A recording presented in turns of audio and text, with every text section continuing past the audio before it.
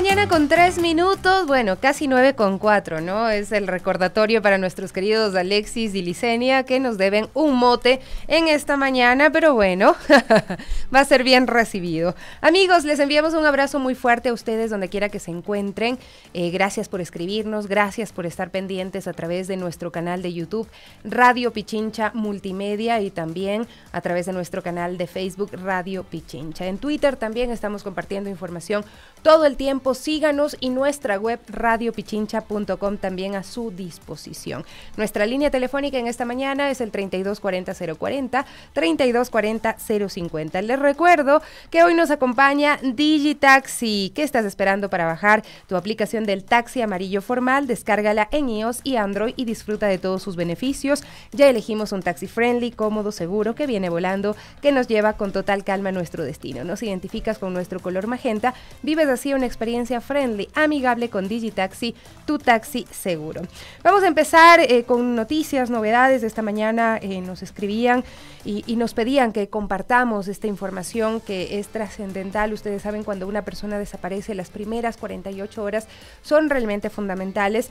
Camilo Narváez tiene 24 años y fue visto por última vez el 24 de abril de 2023 en el sector de la Rumiñahui, por las calles Hernaldo Chica y Avenida del Maestro, al norte de la ciudad de Quito, provincia de Pichincha. La vestimenta que lleva Camilo es un calentador azul con capucha, el buzo tiene una franja verde y una franja blanca, tiene una maleta negra, es todo lo que tenía al momento de salir de su casa. Las características físicas: tez blanca, cabello largo y negro, ojos cafés, estatura 1,70. Esta es la última imagen que se logra registrar luego de su desaparición. Se lo vio pasada las 10 de la mañana en la avenida 12 de octubre y Patria. Si lo ha visto o cree conocer de su paradero, no dude en llamar al ECU 911 o también a ASFADEC. Los números de ASFADEC es 099 28 72 742 y 099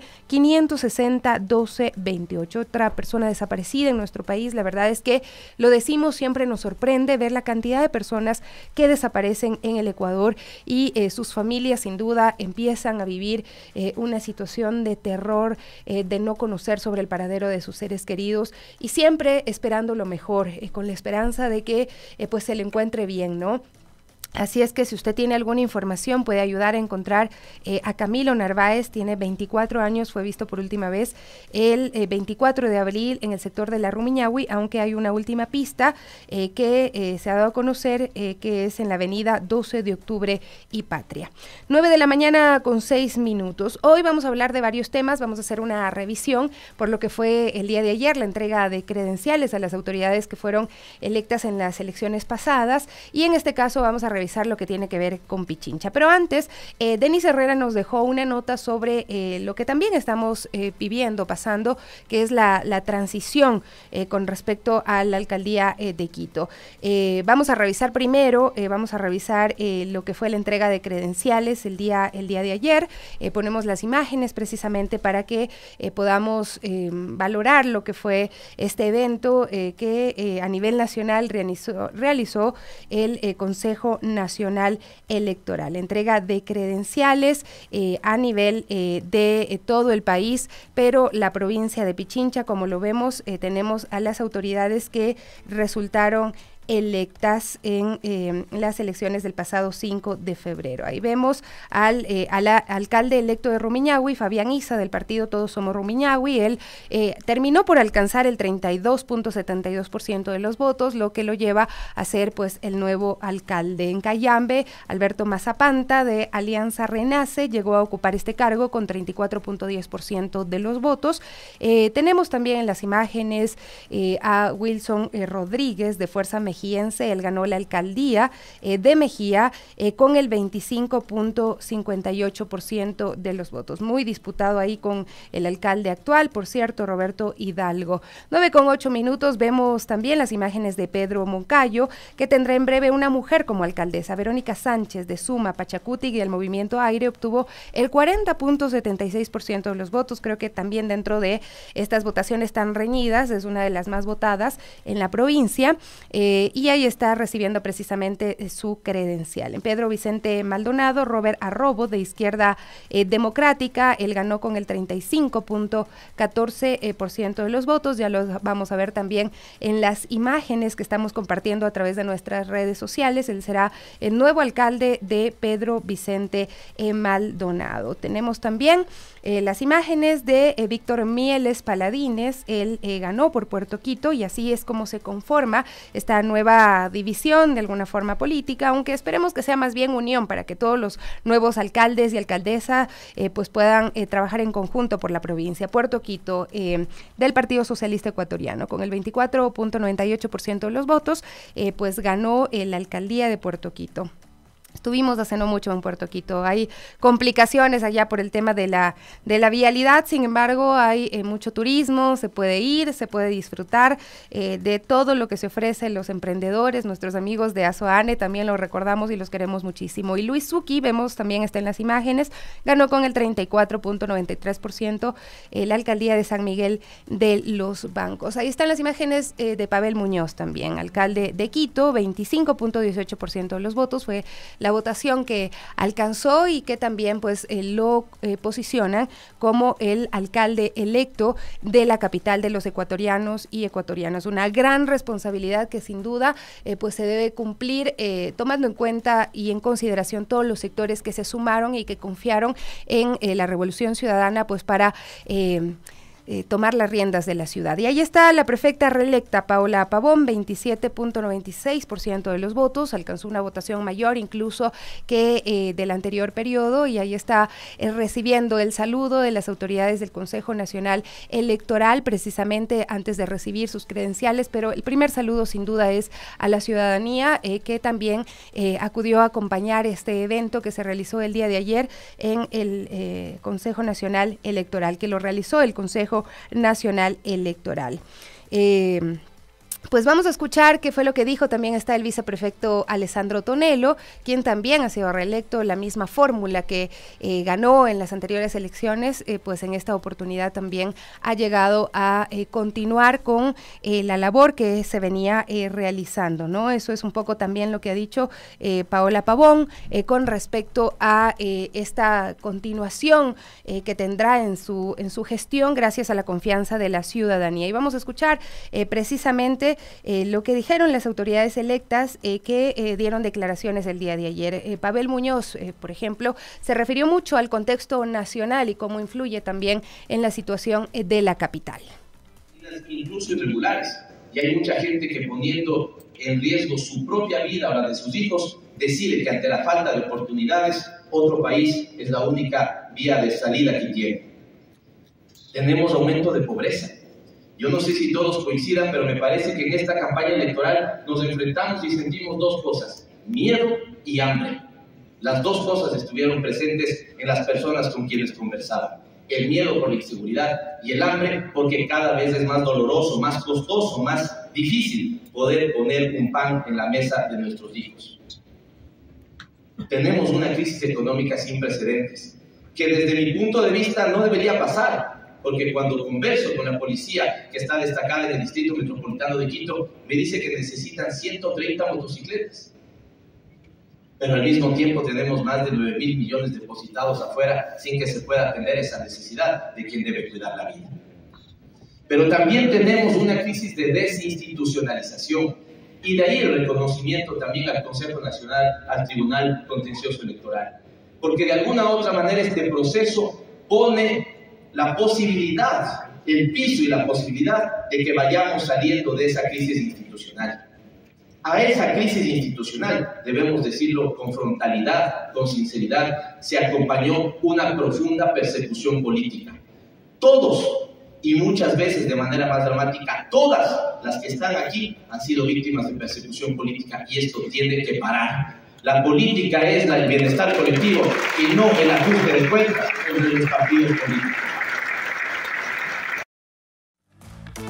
Esto fue lo que dijo el día de ayer Pavel Muñoz. Se espera que una gran declaración se dé también por parte del alcalde electo, que ya ha recibido sus credenciales pues el próximo 10 de mayo, días antes de asumir, porque será el 14 cuando ya entren en funciones las nuevas autoridades. Vamos a escuchar también las declaraciones de la prefecta Paola Pavón, que fue lo que dijo precisamente en esta entrega que hace el Consejo Nacional Electoral a las nuevas autoridades. Los procesos electorales son una reafirmación y también una apuesta al futuro. No constituyen un encuentro más o un mitin o una campaña simplemente. Ya hemos comprobado que son parte de un reconocimiento de la voluntad. Tenemos un proyecto. Los procesos electorales son una reafirmación y también una apuesta al futuro. No constituyen un encuentro más o un mitin o una campaña simplemente. Ya hemos comprobado que son parte de un reconocimiento de la voluntad general de hacer patria en los marcos constitucionales. Lo digo, compañeros y compañeras, porque este último proceso, el que finalizó con la elección del 5 de febrero, ocurrieron cosas muy importantes y también interesantes. Vivimos una tensión porque había que tomar decisiones muy difíciles en el marco de la pospolítica y de un complejo panorama económico y de seguridad y de éxodo migratorio. Imagínense lo que significa que nuestra gente se vaya, que ya no quiera vivir en el Ecuador y al mismo tiempo que tenga que acudir a las urnas para ejercer su derecho al voto. Es precisamente lo que decía la prefecta Paola Pavón, y se hacía también mención a la situación política del país en otra parte de su declaración, y también me parece pertinente que lo escuchemos. Son las autoridades que están asumiendo y que tienen un reto importantísimo con las condiciones actuales que tiene el país y esta necesidad urgente de que se mejoren las políticas públicas, de que realmente se tomen en cuenta las necesidades de los ciudadanos y ciudadanas. Tenemos un proyecto y un programa político que nuestra ciudadanía aprobó y votó por esos principios, porque somos incapaces de traicionar y de traicionarnos. Se fijó en nuestra conciencia, en nuestra alma, la recuperación de la patria, porque no hace mucho la teníamos, la tuvimos, y esa patria se expresaba en democracia, en obras de calidad, en educación, en salud, en seguridad, en lo que necesita nuestro pueblo. Sabemos que no será fácil. Ahora volverán seguramente los ataques. Pero aquí, juntos, todos juntos, estamos para hacer realidad la propuesta de esta Pichincha, de una Pichincha digna, de una Pichincha productiva, de una Pichincha humana, sin violencia de género, con la capacidad de trabajar colectivamente con nuestros compatriotas. Todos los que estamos en este auditorio, autoridades electorales, candidatos, candidatas, el pueblo ha ganado en democracia. Tenemos que dar solución a los problemas más profundos. La democracia tiene la herramienta para castigar a quienes no cumplimos con nuestro trabajo y responsabilidades. La revocatoria del mandato, por ejemplo, o en otros casos el juicio político. No caben aquí las exclusiones o las distracciones cuando se ha violado la Constitución o se ha dejado robar o perjudicar el erario nacional. En democracia se resuelven los conflictos y las salidas deben ser democráticas, sin duda alguna. Bueno, es importante también repasar estas declaraciones de parte de las autoridades que pues asumirán los nuevos años de la dirección de la prefectura, de las alcaldías, la más importante, sin duda, pues una de las más importantes, porque todos los territorios tienen igual importancia, ¿no? Se supone que somos iguales ante la ley.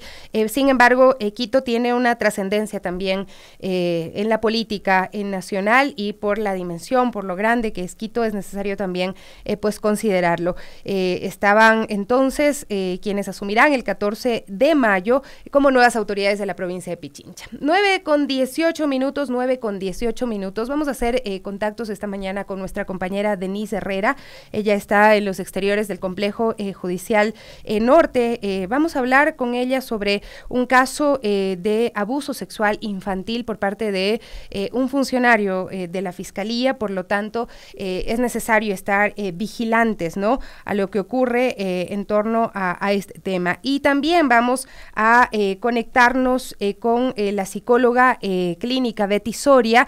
Ella también está enfrentando pues a la justicia o al poder de quienes la quieren presa por haber levantado una alerta por un caso de presunto abuso sexual infantil de un padre en contra de su hija.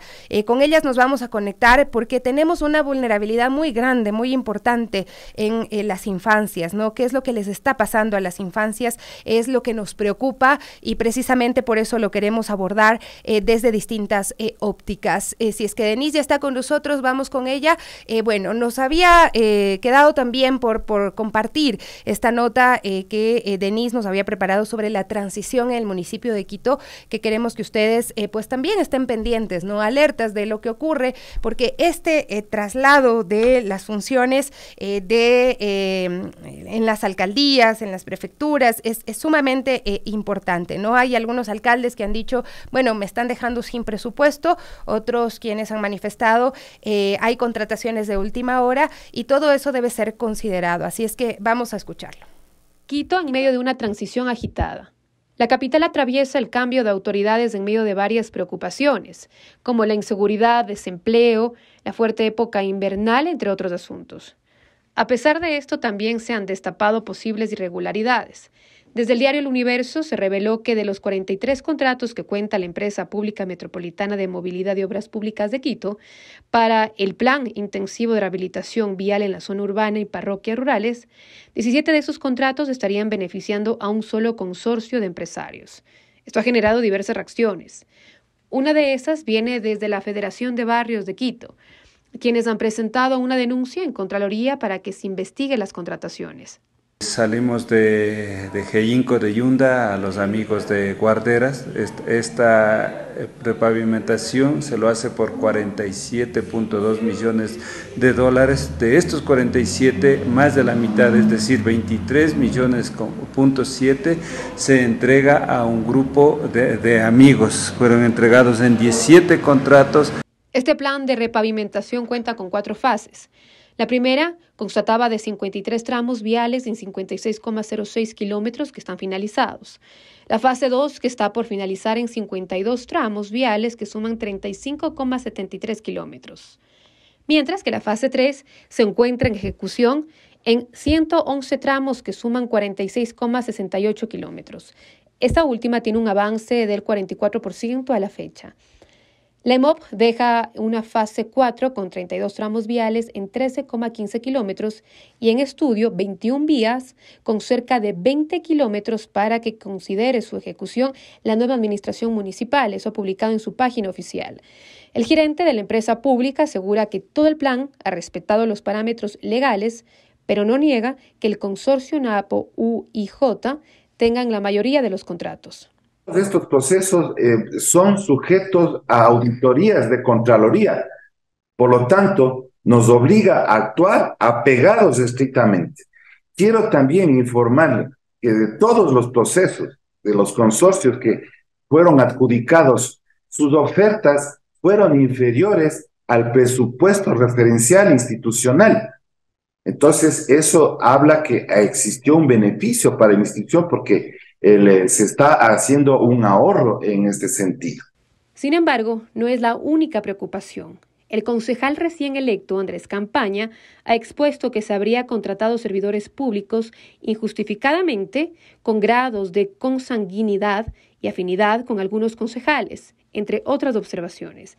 Esta información, según el concejal, ha sido expuesta en un examen de Contraloría General a la gestión del municipio de Quito, que comprende las administraciones entre el 1 de agosto del 2017 y el 31 de mayo del 2022.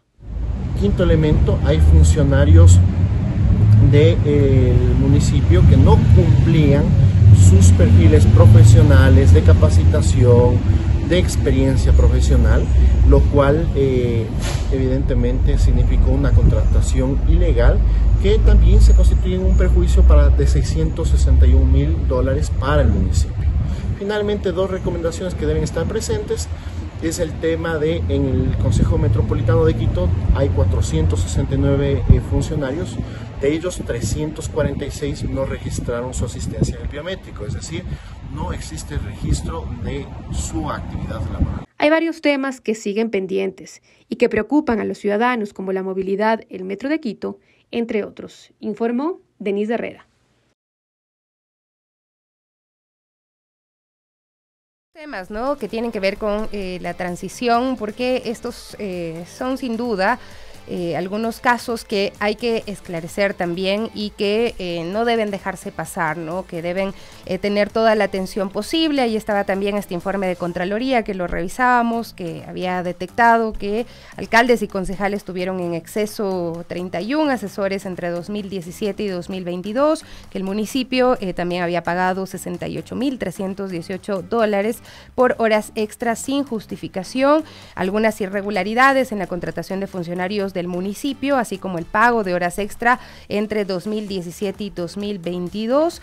Se habla en este informe que el municipio habría destinado $1 millón o más de $1 millón para cumplir la contratación de asesores y las horas extra en exceso, algo que ya resumía Deni, pero hay otros temas que también son importantes que se puedan revisar. Son las 9 de la mañana con 25 minutos, momento de darle paso a nuestra compañera Denise Herrera. Ya nos vamos a conectar con ella en tan solo unos instantes y también esperamos que se conecte la psicóloga Betty Soria para poder hablar de esta problemática tan grave que estamos conversándola en este momento, porque estamos hablando de la vulnerabilidad a la que están expuestos niños, niñas y adolescentes. Violaciones, abuso sexual infantil es una problemática que está presente en el Ecuador. En nuestro país tenemos niñas madres y la mayoría de sus casos tienen que ver con abuso sexual infantil. Veamos si está ya Denise. Yo la escucho en interno, no sé si es que está conectada ya para que podamos conversar precisamente con ella y hacer este reporte desde el Complejo Judicial Norte, donde se han concentrado también representantes de organizaciones feministas que apoyan a las víctimas, en este caso un niño de 4 años que habría sido víctima de abuso sexual infantil. También el caso de Betty Soria sin duda llama muchísimo la atención. El 27 es la audiencia en la cual ella estará ante la justicia, enfrentándose al poder. 9 de la mañana con 26 minutos, 9 con 26 minutos. Vamos a hacer una brevísima pausa y enseguida regresamos con ustedes para conectarnos con nuestra compañera y también con la entrevista que estamos esperando.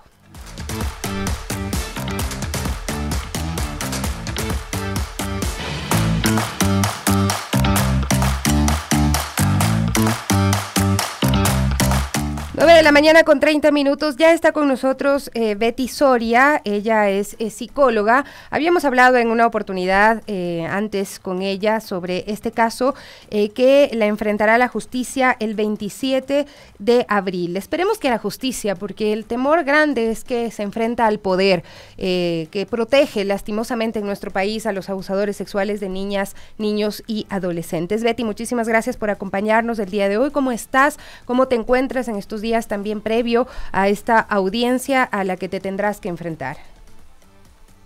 Buenos días, Sofía. Muchas gracias por el espacio.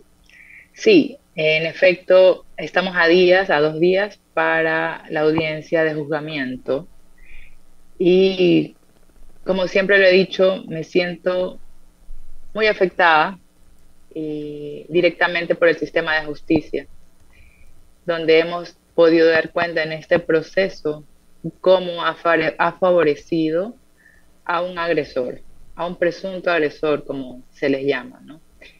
Es lamentable, ¿no? Cómo parecería que desprotegen a la niñez, a los niños que sufren y son víctimas de violencia cometida por adultos, violencia sexual hacia la niñez.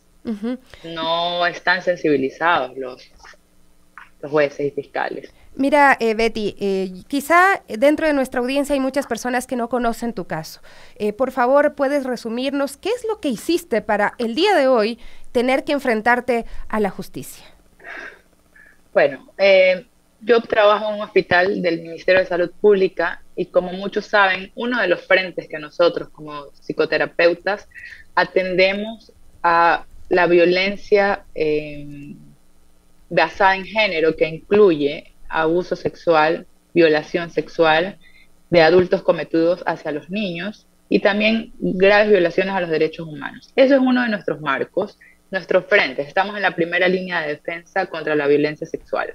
¿Qué pasa? En mi caso, yo atendí en el contexto de la pandemia a una niña que sufría y que había sido revictimizada dentro del sistema judicial, donde no la habían escuchado aparentemente y le dijeron que por esa vía no la iban a poder atender. La alertaron a la madre que estaba divorciándose de su padre y haciendo una cuestión de visitas, una regulación de visitas, detectan indicios de abuso sexual. La madre pensaba que solo había sido cometido con la hija mayor de ella, que no es hija biológica de este señor, pero se dan cuenta que también la niña biológica había sufrido indicios de abuso sexual, habían detectado.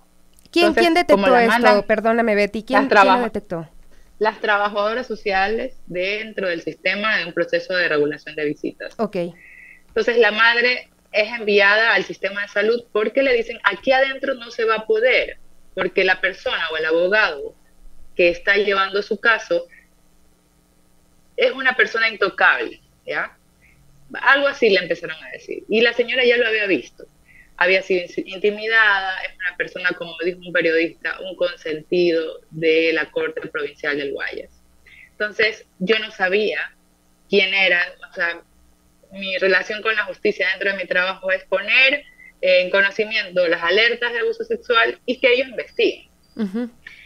Primera vez, y algo inédito me parece en el Ecuador, que sucede que yo alerto de un informe donde yo hallo indicios de abuso sexual, donde no doy diagnósticos definitivos, simplemente presumo y que investiguen, recibí en cambio el efecto backlash, que es que me persigan a mí. Claro que sí fue una sorpresa muy grande, como les decía, es algo inédito, no he visto que haya sucedido esto en el Ecuador. Conocía que en Argentina, en México y en otros países se hace esto, ¿no? Es un éxito judicial perseguir a las personas que alertan de abusos sexuales, que protegemos a los niños, ¿no? Además, Betty, entonces, no fue la única alerta, porque tú me dices que venía una alerta previa de trabajo social cuando se trata el régimen de visitas, y tú lo que dices es, se necesita que aquí haya una investigación por un presunto abuso sexual, porque tú identificas en el testimonio, en lo que la niña te cuenta, que había sido víctima de abuso sexual. Es correcto. Y otra institución privada también detecta, o sea, que alega para defender como estrategia jurídica el abogado del agresor, que es falso el informe. Y se lanzó con varias teorías, estrategias para decir que mi informe es falso, con el objetivo de anular y que se cierre la investigación de abuso sexual. Y esto es gravísimo, porque utilizó herramientas para denunciarme, sacando del hospital donde yo trabajo de una forma cuestionable la historia clínica de una niña menor de edad, obviamente, vulnerable por ese lado, vulnerable porque ha sufrido violencia de tipo sexual cometida por su padre. Se lleva una historia clínica, eso se está investigando, quién le dio la historia clínica o cómo se la llevó, porque ni siquiera era el representante legal, simplemente un apoderado del abogado. Eso se está investigando, pero lo llamativo y lo alarmante de este caso es que no basta con que el padre haya abusado presuntamente a su hija, sino lo grave del sistema de justicia es que han permitido que la historia clínica donde yo relato los hechos esté pública para toda la ciudadanía. Es decir, han revictimizado a la menor, a la niña, durante 2 años, más de 2 años, su historia clínica está disponible para todos. Es un hecho gravitante y que hemos pedido en este proceso que por favor se reserve el caso. Pero los jueces del tribunal un poco han dicho, no podemos reservar porque es un delito de acción pública, todo el mundo tiene acceso, ni siquiera se sensibilizan. Se pide una habeas data, estamos en espera de resolución para que por lo menos se preocupen por la niña y reserven su historia. Eres tú, es la madre de la niña, es la niña las que están sufriendo este proceso. Betty, yo te quiero invitar a que nos sumemos en este momento también a lo que está ocurriendo el día de hoy en los exteriores del Complejo Judicial Norte en Quito, una alerta también donde se ha pedido a la ciudadanía que vaya a respaldar a una madre que busca justicia por su hijo violado y torturado por su padre cuando tenía 4 años. Esta audiencia se desarrolla el día de hoy desde las 8:30 de la mañana en el Complejo Judicial Norte. Se pide justicia para Samuel y ahí está Denise Herrera precisamente para contarnos qué le pasó a Samuel cuando tenía 4 años y por qué hay esta sensación de que nuevamente la justicia le va a fallar a los niños, niñas y adolescentes. Qué gusto saludar amigos, conectarme ahora mismo a las Guarmis del barrio. La verdad que también escucharla a Betty y del lugar en el que soy es sin duda indignante, Sofi, porque son las madres, son las mujeres las que tienen que seguir poniendo el cuerpo. Justicia para Samuel es lo que gritan aquí los allegados a la mamá de Samuel y también sus familiares. Vamos a proteger los nombres y las identidades precisamente porque hay bastante también en estos contextos temor, ¿no? Principalmente porque el abusador, que además es el padre, es un exfuncionario público de la Fiscalía General y eso debe aterrarnos porque precisamente lo que denuncia la familia son las irregularidades dentro del proceso. Han tenido que venir hasta esta audiencia nuevamente para exigir que se lo detenga porque el abusador logró huir, lo encontraron en Perú, pero finalmente una corte de Pichincha resuelve sin mucho argumento liberarlo, ¿no? Estoy con la hermana de la mamá de Samuel y la verdad que ya sabemos que lamentablemente los procesos siguen siendo revictimizantes y además difícil de sostener, son varios años. ¿Cómo estás? Buenos días. Sí, son varios años que mi hermana y mi sobrino han tenido revictimizados, como tú lo dices, porque la justicia no ha hecho su trabajo efectivo. Pensamos nosotros desde nuestro punto de vista porque las pruebas fueron claramente exhibidas por las psicólogas de la misma fiscalía, unas colaboraron, otras no, pero las pruebas han sido exhibidas y hasta ahora, hasta el momento, no hemos tenido justicia para mi sobrino, quien ha sufrido todos estos años por el daño psicológico que le hizo este hombre, que es su padre, y no tenemos nosotros hasta ahorita reparación. El día de hoy esperamos que la justicia se ponga del lado de mi sobrino, que es una persona indefensa, frente a un monstruo como el que fue su padre. Él lo ha reconocido y él sabe y todos sabemos lo que ha pasado. Sin embargo, la justicia no ha determinado así ya 5 años. Como tú dices, él se fugó del país, alargando más los procesos y ahora seguimos en esto. No se presentan los testigos, alargan los procesos. Esperemos que el día de hoy ya finalmente se dé lo que tanto ansiamos, que no es nada más que la verdad. Algo como familia también y que la verdad es lamentable es que ustedes tienen algunas observaciones al proceso, precisamente porque se trata de un exfuncionario que trabajaba en la Fiscalía. Ustedes cuestionan también las didácticas del proceso, ¿no? Por ejemplo, cómo sale del país, cómo logra ser excarcelado, cómo no lo logran avanzar en este proceso. Sí, tenemos nuestras dudas, porque claro, él fue exfuncionario de la Fiscalía y también son cosas que pasan y uno piensa que hay alguna ayuda o hay algo que ha impedido que él que él esté preso, porque una persona que tiene un cargo por violación, no entiendo cómo puede estar libre, no sé, a lo mejor haciendo daño a más niños, no entiendo cómo pudieron haberle dejado libre, pero bueno, sí, estamos temiendo que hay algo de ayuda ahí, pero esperemos que por el bien de mi sobrino la justicia hoy, se deje de estas cosas y le ayuden a mi hermana y a mi sobrino.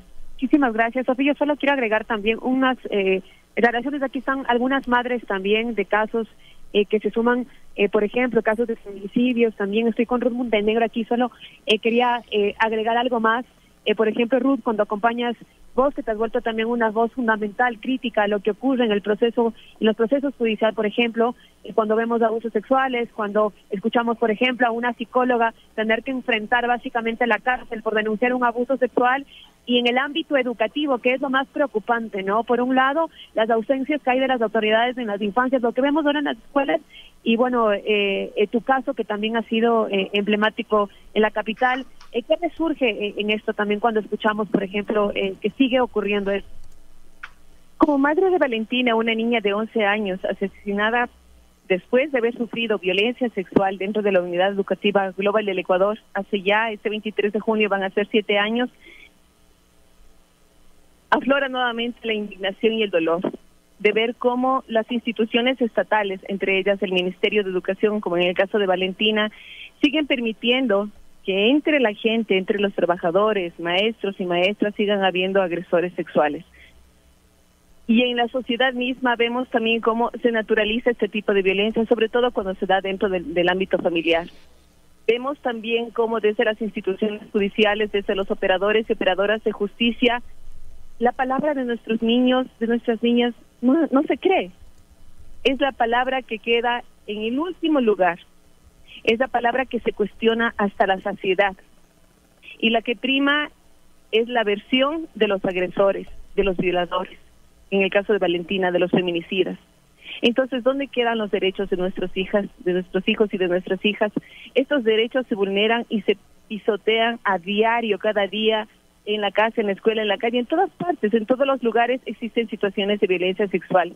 Y el Estado como tal, el gobierno como tal, no responde y no toma medidas reales para prevenir esta situación de violencia. No existen políticas públicas reales y con recursos suficientes para prevenir esta situación de violencia. Entonces, ¿a qué asistimos?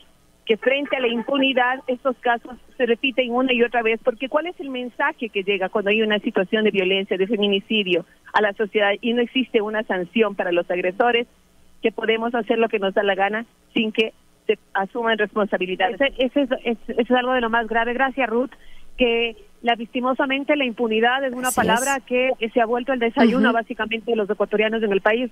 No lo digo yo, así lo han alertado diferentes sectores, de organizaciones sociales, también de periodistas y de feministas en el país que cuestionan eso. Nosotros vamos a acompañar a la audiencia, a estas madres que siguen exigiendo justicia, Sofía. Muchísimas gracias, Denny, y pues gracias a la valentía también de las víctimas, de los familiares de las víctimas que pues permiten que se visibilicen estos casos. Y Betty, ahí está nuevamente, ¿no? Este proceso de un niño sexual abusado tarda años, hay una revictimización, y en el caso que tú estás pasando y enfrentando en este momento, precisamente tu alerta sobre el caso de abuso sexual infantil todavía no llega a tener una justicia, todavía no llega a procesarse, mientras tú sí estás frente a la justicia, la madre de la niña sí están enfrentando un proceso judicial y lo que decía Denny, posiblemente en la cárcel. ¿Qué crees que pueda pasar en la audiencia de juzgamiento, Betty? Yo me temo lo peor, ¿sí? Pero yo voy a hablar siempre con la verdad. Vamos a exigir que nuestros derechos como procesados no sean más vulnerados.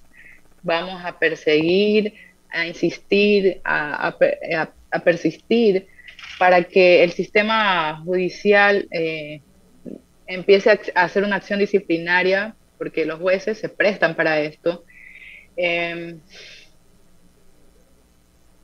Tengo un sinsabor, no tengo palabras para poder expresar lo triste e indignada que me siento, porque siento que siempre he protegido a los niños, he tratado de darles un lugar para que ellos puedan expresar sus emociones, porque sé cómo el sistema violenta y protege a los agresores. O sea, es como decía la mamá de Valentina, la palabra de los niños queda en el último lugar y no son considerados. Y eso es muy doloroso y esperemos, y voy a luchar no solamente por la niña que he atendido, sino más bien por todos los que sufren por el sistema judicial.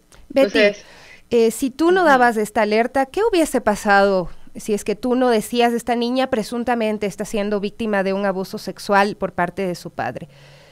¿Podría haber llegado incluso este caso a terminar en una muerte de la menor o en algo aún más grave de lo que ya ha vivido y ha sufrido esta niña? Estaba en un proceso muy grave. La niña estaba psíquicamente aniquilada, con desesperanza, porque ya estaban siendo intimidadas por este abogado, exfuncionario también de la función judicial, fiscal, una persona muy reconocida. La niña dijo, usted me va a ayudar. Yo le dije, bueno, ok, vamos a hacerlo. Tenía ideas suicidas, no tenía ganas ya de vivir. Mi misión más bien fue sostenerla psíquicamente, ¿no? Pero ella actualmente se siente culpable por haberme puesto en una situación lamentable. Es una niña, yo sigo ¿no? insistiendo, es una niña. Así es. Entonces ella sí decía, o sea, la van a hacer daño también. Yo le decía, no, para nada, este es mi trabajo. O sea, yo he hecho 100 denuncias en el año, nunca me han llamado, pero voy a seguir insistiendo, voy a hacer énfasis en este caso. Y el presunto abusador está fuera del país, ¿no? Él ni siquiera va a dar la cara. Él es un ciudadano alemán que posiblemente está disfrutando de todo el daño que está haciendo. Él está libre. El que hace y lo representa en los juzgados es este exfuncionario de la función fiscal.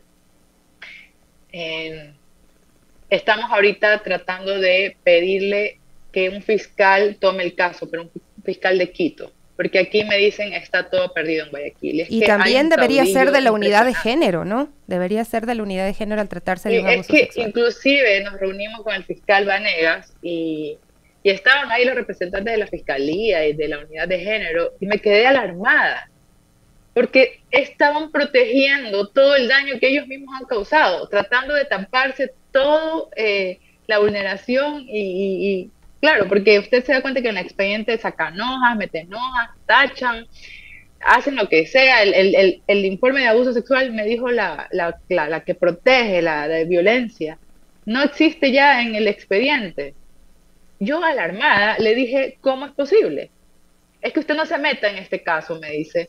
¿Cómo que no me meta? Le digo, es mi informe, protegiendo todo lo malo que han hecho procesalmente. Entonces, yo no confío en las personas que están en este proceso porque están tapando, pretenden tapar todo lo que han hecho, pero como le digo, vamos a meter acciones disciplinarias para que hayan sanciones para estas personas que han dañado la integridad psicológica muy grave de la niña. Betty, solamente para finalizar, hay dos posibilidades, una que realmente te juzguen y que sea el peor escenario, y también un escenario en el que se reconozca el trabajo de los psicólogos, de los profesionales de la salud que levantan las alertas y que permiten salvarle la vida a los niños, niñas y adolescentes que están sufriendo abuso sexual.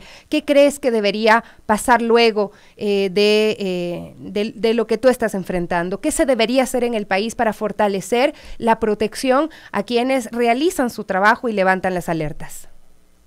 Pensaría que deben sensibilizar a estas personas que se supone que están dentro de procesos tan delicados como son la protección de menores y de violencia, de derechos humanos en general.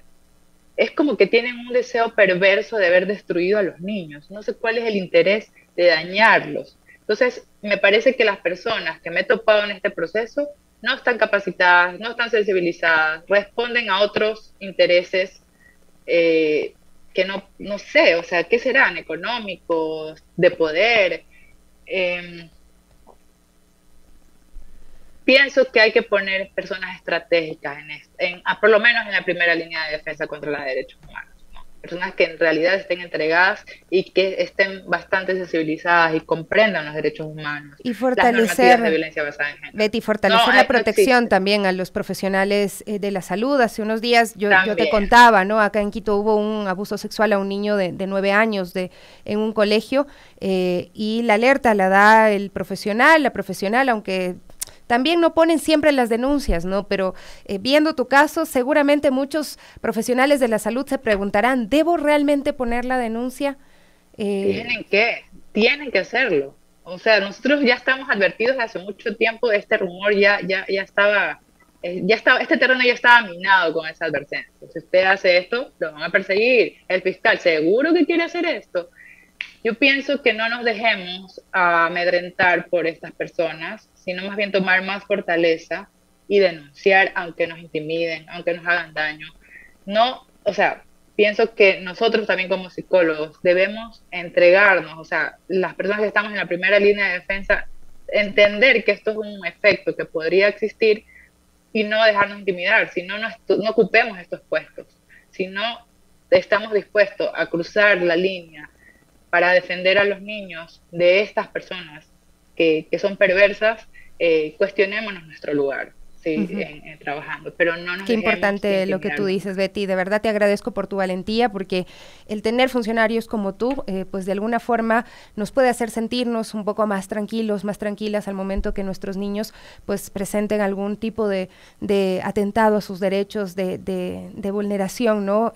Hay que decirlo, lastimosamente en nuestro país la gran cantidad de delitos contra los menores en lo que tiene que ver con abuso sexual infantil son responsabilidad de los padres, familiares cercanos, así es que también hay que estar muy alerta y hay que creerlos a los niños, y esto lo decimos pues en mayúsculas, hay que creerles a los niños y a las niñas. Betty, muchas gracias por acompañarnos hoy, el día 27, ¿a qué hora es la audiencia?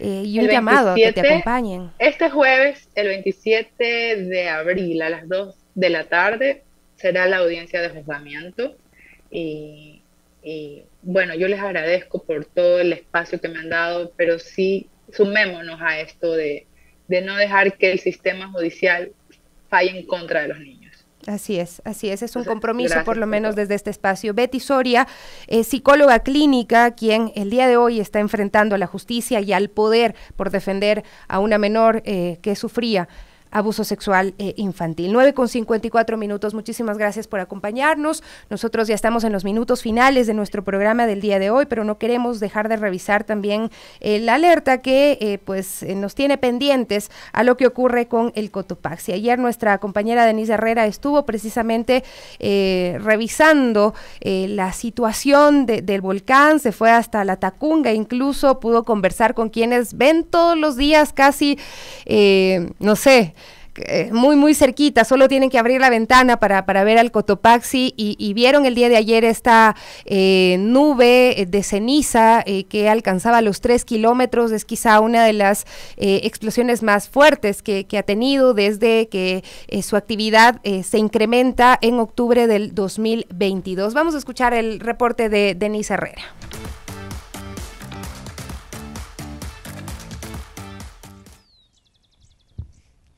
Qué gusto saludarlos. Yo me encuentro ahora en la Tacunga, detrás de mí el Cotopaxi, esta majestuosa imagen, y nos encontramos aquí precisamente porque desde el Instituto Geofísico se alertó de una nueva explosión del Cotopaxi que alcanzó los 3 kilómetros. Es una de las explosiones más significativas desde que empezó su actividad también de erupción. Por tanto, si bien se llama un poco la alerta a las sectores que posiblemente puedan recibir cenizas, como será Pichincha, las autoridades dicen que el proceso continúa y que sigan los canales oficiales. Escuchamos con precisión qué se dice desde el Instituto Geofísico. El día de hoy, desde las 9:50, registramos una explosión en el volcán Cotopaxi. Esta explosión tuvo una altura máxima de 3 kilómetros sobre el nivel del cráter y, debido a los vientos, se dirige hacia la parte nororiente. Esta parte nororiente es una zona deshabitada, por lo que no esperamos que ocurra o que haya afectación a población. Actividad de este tipo, es decir, las explosiones con emisión de ceniza, han sido típicas durante este proceso eruptivo del volcán Cotopaxi que inició en octubre del 2022. Es decir, ya vamos más de 7 meses en erupción con el volcán. Explosiones tan altas ocurrieron también en enero y en febrero de este año. La diferencia de esta emisión es que no tiene tanto contenido de ceniza como las dos anteriores, las de enero y de febrero. Entonces, por ello es que nosotros en las señales sísmicas le vemos con menor energía. Sin embargo, sí tuvo esta altura bien considerable, y debido a que las buenas condiciones climáticas, sobre todo la gente de la Tacunga vio bastante clara la emisión. Pero como le digo, este tipo de actividad ya ha ocurrido antes. Bueno, una vez también teniendo en cuenta todo este tipo de información y lo que emerge a raíz de la actividad del Cotopaxi, también se pudo conocer sobre esta actividad precisamente porque fueron los moradores quienes pudieron alertar. Y yo estoy también en la casa de un vecino, don Cesario. La verdad que le quiero agradecer porque nos ha abierto las puertas de su casa para poder llevarle toda la información a través de Radio Pichincha. Don Cesario, usted pudo ver en la mañana cómo fue precisamente esta nube, esta emisión de ceniza. Sí, pude ver a las 9 de la mañana, en realidad que lanzaba como humo o alguna cosa, digamos que mandaba alguna cosa de ahí del Cotopaxi, más o menos unos 3 kilómetros hacia arriba.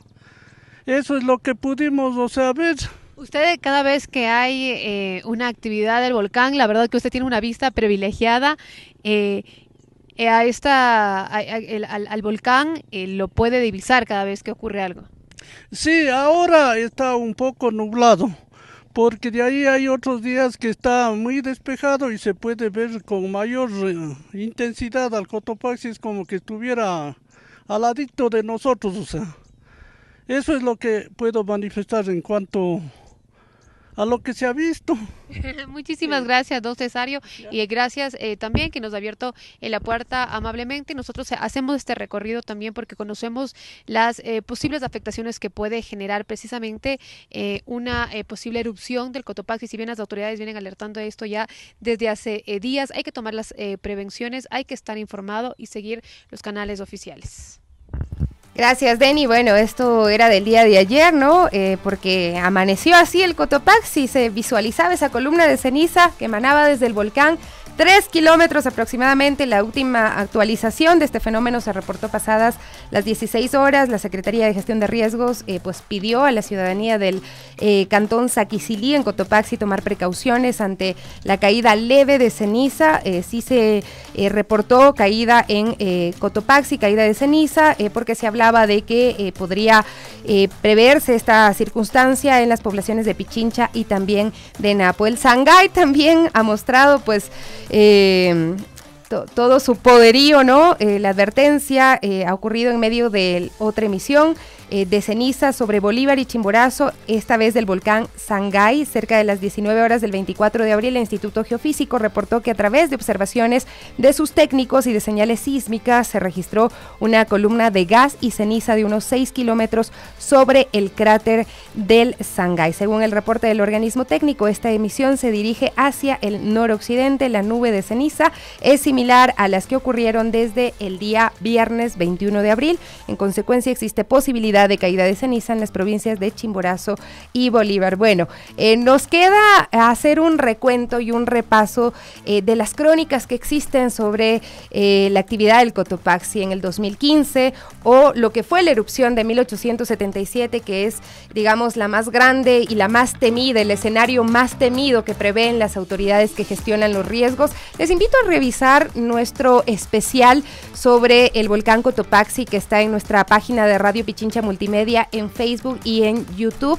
Ahí estuvimos en las zonas de riesgo en el cantón Rumiñahui. Recorrimos todo, fuimos hasta la caldera, vimos qué es lo que tendría que ocurrir para que se activen las alarmas y cuáles serían los mejores y los peores escenarios. Así es que revísenlo, está ahí en nuestro canal de YouTube. Amigos, un abrazo fuerte, me despido, no sin recordarles que el viernes tenemos el Rinconcito de Pichincha, vamos a estar acompañados de nuestros emprendedores y también vamos a tener la voz de una artista que cantará tal cual Selena aquí en este espacio de Radio Pichincha. Un abrazo fuerte. Con el auspicio de